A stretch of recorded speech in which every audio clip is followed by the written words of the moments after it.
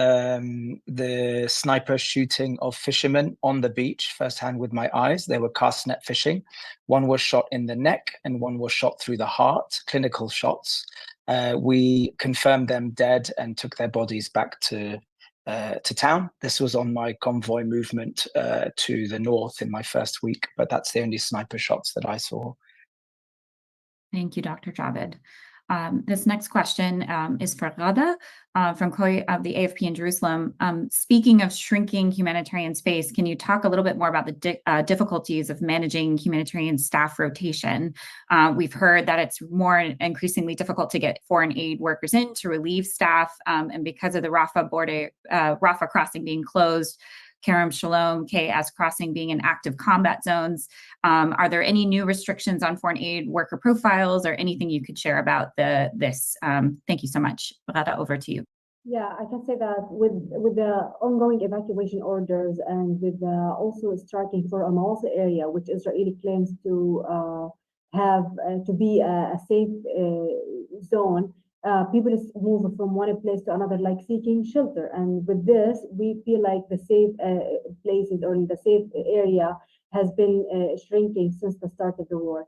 Now, with the idea when the first mass evacuation order happened, most of the organizations started to have their operation sites in Al-Mawasi, and in Rafah city, because at that time it was like considered a safe zone. So now with the Rafah invasion and with the closure of Rafah, these organizations have to hold their operation and their humanitarian operation and activities on the ground because of these invasion and because of the evacuation order. So the idea is we are at risk of having our operations at hold because of the offensives, the ongoing offensives, because of the Israeli restrictions to the borders, especially for the fuel entry into the Gaza Strip.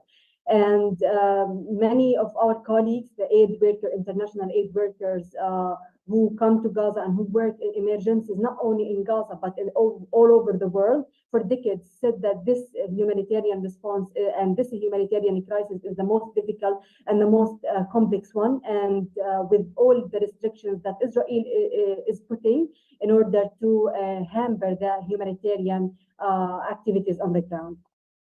Thank you so much, Ghada. Dr. Youssef, over to you.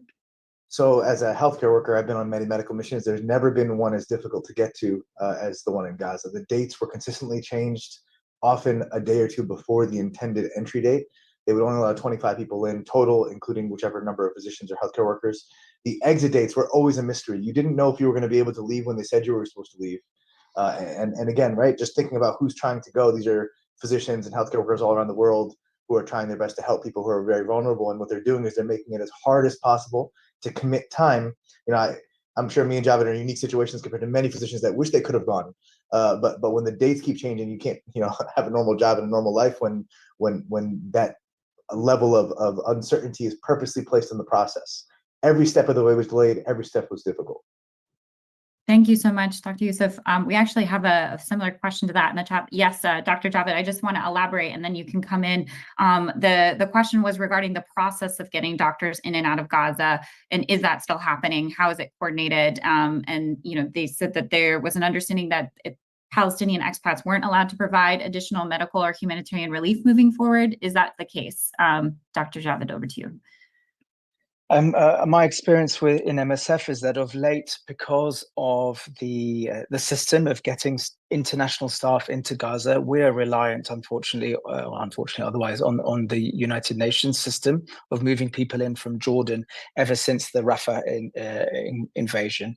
So and the reduced number of seats on those convoys that have been allocated per organization has meant that just in the last 3 weeks, we've had to reduce our teams. And that means that I have to decide whether I bring in my intensive care doctor or bring in the water and sanitation manager. And in the end, we couldn't bring in our intensive care doctor. And when you've got children in beds dying, or you've got the entire population suffering from hepatitis, polio, diarrheal diseases, what balance do you have to make? I now will have a gap with my mental health activity manager because we can't bring someone in. We've had to reduce the number of people we have in because the mechanics of only having 2 people per rotation means that to be able to rotate the whole staff means that staff would have to stay 3 months or more.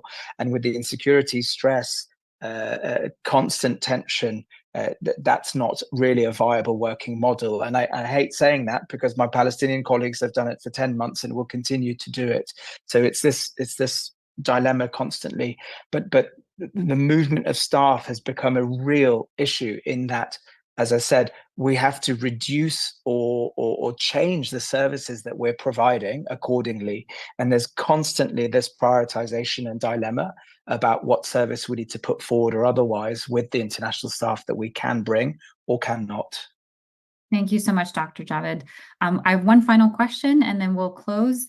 This question is, how have cuts and efforts to diminish UNRWA inside of Gaza impacted the aid crisis and service availability? So for colleagues who'd like to come in. Listen, I can't comment on that specifically, but I just want to bring forward the notion that people need to understand that UNRWA is the biggest health provider beside the Ministry of Health in Gaza. So when UNRWA is incapacitated, that is really, really saying something from the health perspective. The bulk of primary healthcare centers, the bulk of healthcare given at community level, the large proportion is UNRWA. And so at least from MSF perspective, we stand beside them in solidarity in that sense as the major health provider of Gaza. Thank you, Dr. Javed. Bushra? And just to add, I mean, most of us here as INGOs, we actually work through UNRWA. We carry out trainings through UNRWA. We use their shelters, we use their warehouses, we use their trucks. So we are, hand in hand with UNRWA. And just like as Dr. Javed said, we cannot operate without UNRWA, and that needs to be made very, very clear. Not just in Gaza, across the Middle East. So just to, we are in partnership with UNRWA for decades. Thank you, Bushra. Jesse? Thanks. And just, I think, to add a little bit more broadly perspective, like UNRWA also provides support for neighboring countries. Like people tend to forget, as there's debate around UNRWA's role in Gaza, that there are 2 million Palestinian refugees in Jordan who rely on UNRWA for critical support, aid, services, which has become a cornerstone both of the Jordanian government's ability to host and continue hosting this community.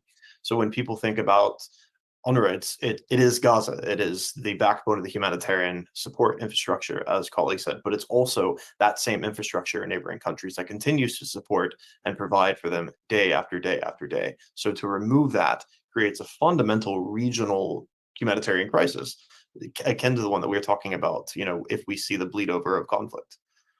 Thank you, Jesse. And Dr. Youssef, I'll give you the last word and we'll close. I think this speaks to a larger, I can't specifically to UNRWA, but the demonization of humanitarian aid workers within Gaza is unique to every other experience I've ever had providing humanitarian aid. To do so and to allow the continued doubt placed upon organizations that have functioned for decades across the world, providing aid for the most vulnerable populations, to put doubt into the mechanisms of how they do their work and the type of care they're providing, puts every single person on this call in danger, puts every single international aid worker in danger, and then puts every single individual civilian in Gaza in danger. It's unacceptable from every level. Thank you, Dr. Youssef. So just as we close, a kind reminder that please do not quote crisis action. Please do quote the briefers you heard today on today's call. We also acknowledge, in addition to the extraordinary testimony we heard today from humanitarian workers and medical professionals who have been in Gaza or are still in Gaza, we also recognize those who are in the room, the journalists who are also under attack every day, and our condolences for our Al Jazeera colleagues who were killed yesterday. But we encourage the journalists to do get in touch with us about their stories of what they're hearing on the ground. And we will share this recording promptly with all of the links to the reports that you've heard. Thank you so much for our incredible panelists and for those here today. Thank you.